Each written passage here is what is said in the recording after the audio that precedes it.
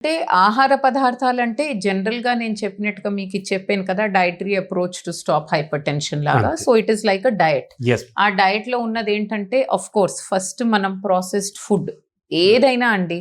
నేను జనరల్‌గా పేషెంట్స్‌కి చెప్పేది కూడా ఒకటే మాట. హ్మ్. ప్యాకెట్‌లోంచి రెడీ టు ఈట్ ఏమైనా వచ్చింది అంటే, మీరు కష్టపడకుండా మీరు ప్యాకెట్ ఓపెన్ చేసి దాన్ని డైరెక్ట్‌గా తీసుకోవచ్చంటే అది హెల్తీ కాదు. హ్మ్. As a thumb rule. Yes. Okay.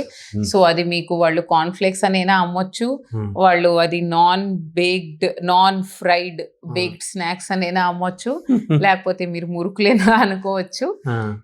మూస్లీ అయినా అనుకోవచ్చు. హ్మ్. కార్న్‌ఫ్లేక్స్ అనుకోవచ్చు. ఏదనుకున్నా సరే కూడా నవేడేస్ అది అంటే కార్న్‌ఫ్లేక్స్, ముస్లి ఇవన్నీ కూడా తినకూడదండి అసలు? అంటే తినకూడదంటే లిమిట్‌లోనండి. ఇప్పుడు ఆ. దాన్ని అన్ని రోజులు అది ప్యాకెట్‌లో ఉండి బాగా ఉండాలి అంటే అందులో ఎంతైనా లోపట హిడెన్ సాల్ట్ ఉంటుంది. ఉంటుంది. సో, రెగ్యులర్‌గా ప్రతిరోజు మనం అదే బ్రేక్‌ఫాస్ట్ కాకుండా it can be one aspect of our breakfast. Okay. ఒక రోజు 7 రోజుల్లో అదొక వెరైటీ.